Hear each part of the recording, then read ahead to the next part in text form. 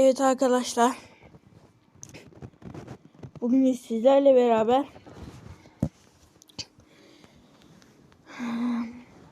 nasıl zil sesimi değiştireceğinizi göstereceğim. Şimdi iki telefon lazım. Ya babanızın ya annenizin. Şimdi buradan kaydediciye geliyoruz.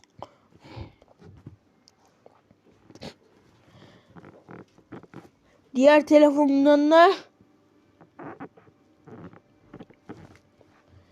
telefondan da YouTube'a giriyoruz. İstediğimiz şarkıyı seçiyoruz.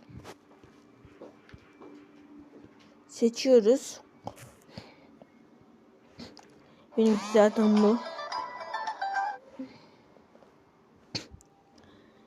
Ondan sonra buradan biraz hastayım.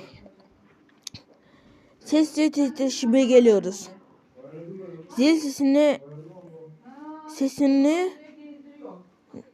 Zil sesi kısmına geliyoruz. Şimdi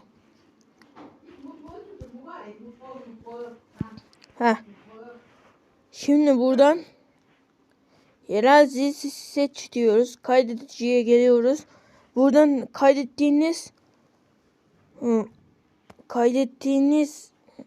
video seslerden seçiyorsunuz. Ondan sonra yerel ton zili seç diyorsunuz. Uygula diyorsunuz. Bitti, bu kadar. İzlediğiniz için teşekkürler. Abone olup like atmayı unutmayın. Görüşürüz.